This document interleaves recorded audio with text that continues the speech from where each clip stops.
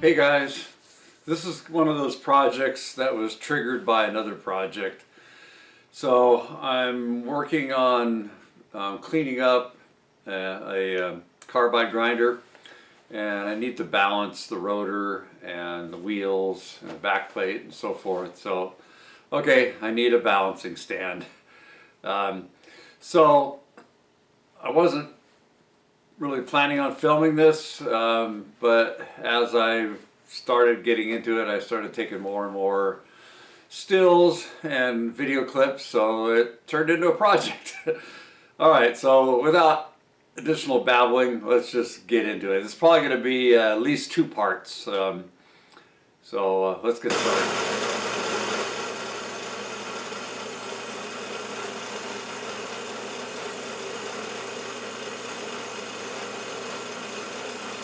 So here's what we got. So I've been assembling some materials and doing a little CAD work, cardboard aided design. So we're looking at building a balance stand here. So what I did, first I figured out, what size rollers would be good. And I tried a couple different sizes. And a lot of this is based on what materials I had on hand. So I had some tubing. This is, I guess this is like 4x2 rectangular tubing.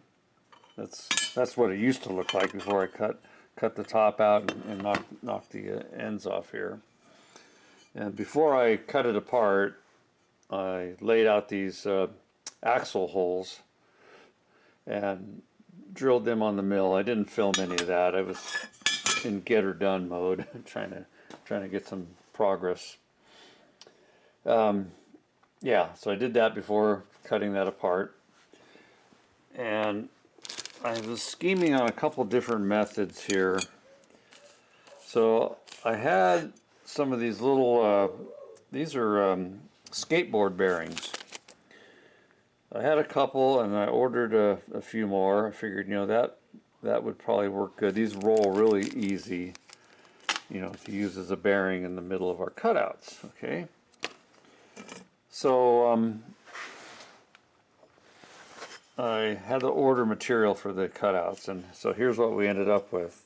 So these are 4 1/4 by 1/4 inch thick, 1018 mild steel, and you can see they've been cut out of a piece of round stock, bar stock, and they did a good job cutting them out. These are my my measurements. It's 300, and that would be 379 thousandths, 381. Just writing the last two digits down. So they're pretty consistent, even though they were just basically bandsaw cut. So we've got 5 of these. I got one spare, 'cause you never know what's going to happen. But anyways, once I had them in hand and started looking at this, figuring out, okay, how am I going to do this little bearing? This bearing looked too small. So kind of took a step back, looked at it again, and I had some rollerblade bearings. Actually, the wheels, I just knocked the bearings out. And these are I think it's a 608. So this is a much more appropriate bearing, plus the width matches much better. Okay, so the plan here is to drill a center hole and drill it and ream it to fit the bearing for a press fit, probably maybe a 1/2 thousandths press fit. Okay, after doing that, then I want to make a mandrel. Oh, wait a minute, let's jumping the gun here. So I have a whole bunch of these hardened shouldered bolts, and these are 8mm bolts, and these bearings are 8mm. So I mean, how lucky can you get, right? So it's I mean, it's not a perfect fit, but it's good enough. And the other lucky thing here is if we look at our support piece here, these bolts are the perfect length. I mean, geez, how lucky can you get? So, all right, so we're happy about that. And then I had already ordered a bunch of these aluminum spacers. So these are going to work. I'm going to have to bore them out for the correct bore. But get the bearing out here. They're perfect as far as being able to register on the inner race of the bearing. So we just have to bore them out and then figure out what lengths we need to use these in conjunction with the bearings to get our correct mounting. Obviously they're going to be different lengths because we're going to offset one wheel versus the other. But anyways, these parts are really happy. These are going to work out good, at least. Alright, so I didn't show cutting out any of this material. I mean, it was mostly just bandsaw work and layout with the square and so forth. So those are going to go like that. The design of this is based primarily on what I had in stock. And then I got these pieces cut for stretcher on the bottom. Okay. Yeah, so I still have to build a welding table. So for now, I'm using this big chunk of cast iron plate that I drug out of the mountains. It's surprisingly flat for as beat up as it is, and those edges are parallel. So it's actually working okay for this. And what I did, I drilled and tapped a bolt hole, threaded hole in the middle there that I bolted down that piece of angle iron. And I've got some key stock underneath, keeping the square tubing at the right elevation to match up with the headpiece there that's clamped down. And then I've got a couple other pieces of scrap I'm using for spacers to keep that stretcher piece in alignment. And I've squared everything up with a carpenter square, and I've got some layout marks that you really can't see. There's some scribe marks on the headpiece, and I had some scribe marks on that carpenter square to keep everything in alignment. And there it is after welding up the two pieces, and they matched up quite nicely.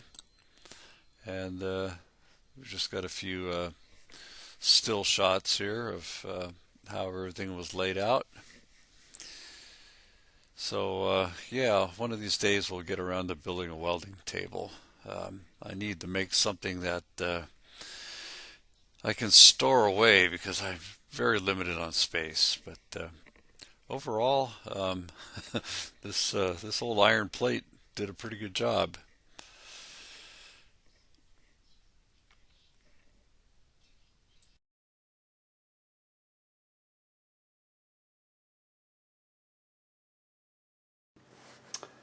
I spent a few minutes over on the lapping plate, just trying to clean these up a little bit.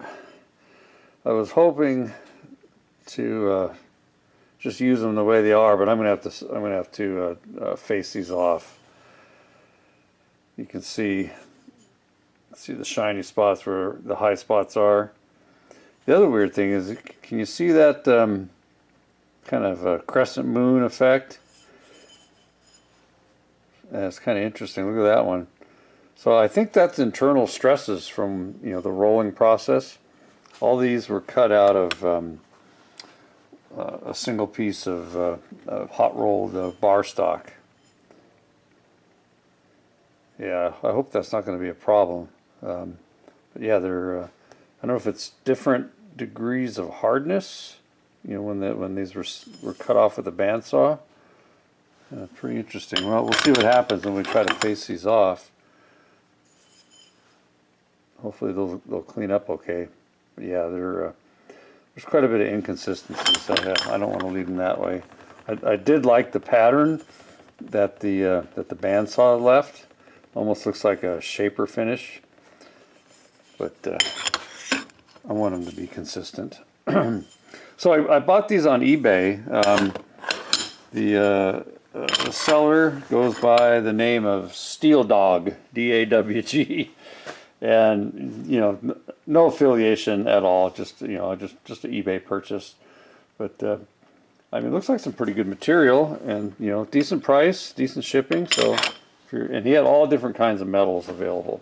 Yeah, so as soon as you get ready to film, the gardeners show up next door and start up their weed whackers and leaf blowers. This will sit too far back in the jaws. I can't face off the whole perimeter. So I just made a spacer, just some piece of aluminum, pretty consistent. And what I do, I check the plate here, and I got a high spot here from lapping, so I'm going to make sure that that doesn't land on one of the jaws. So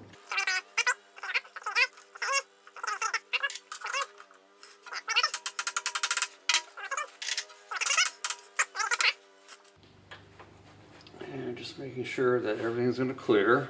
Okay. All right. And let's just jog it first, make sure nothing's okay. All right, away we go.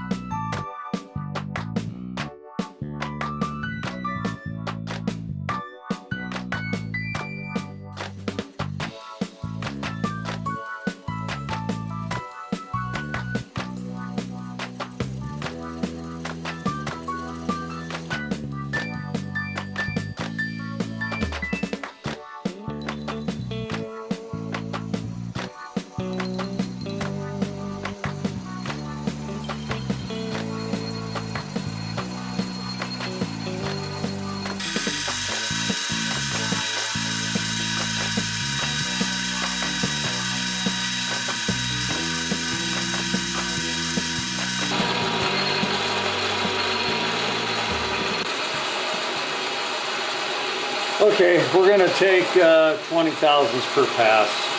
This did not like 40 thousandths. Get a little more speed here.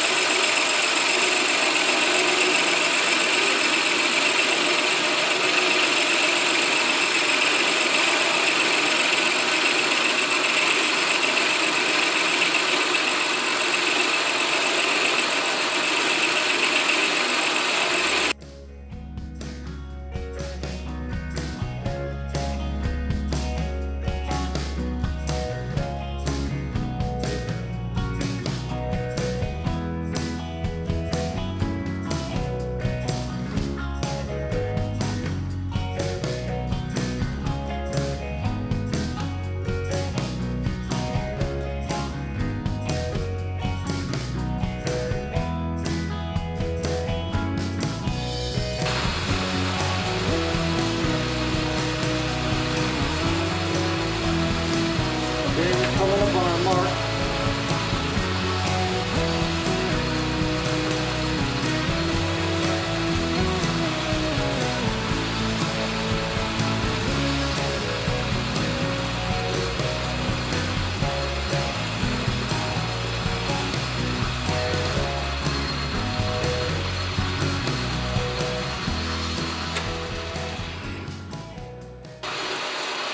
All right, this should be full depth.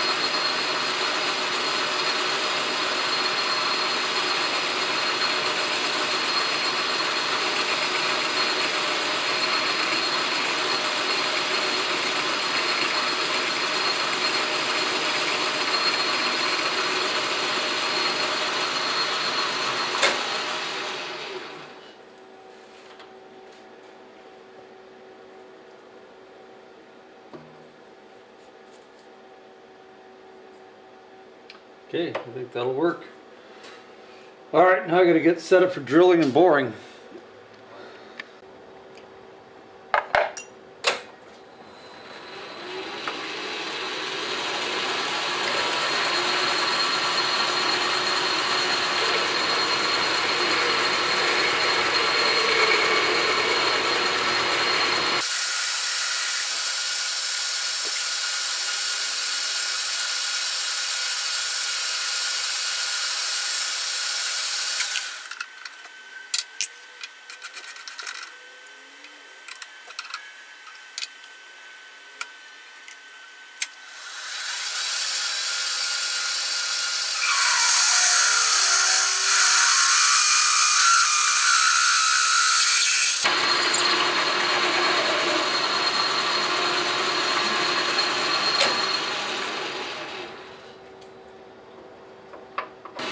See how this one does.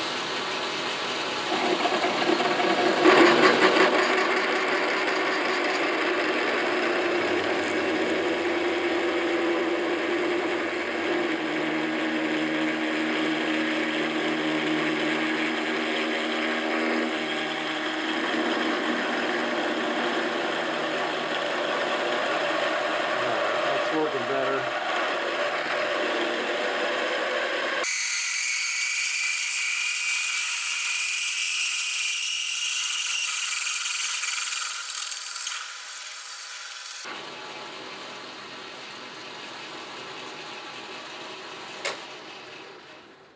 We had to drill through our aluminum spacer plate, so I kind of knew that was going to happen.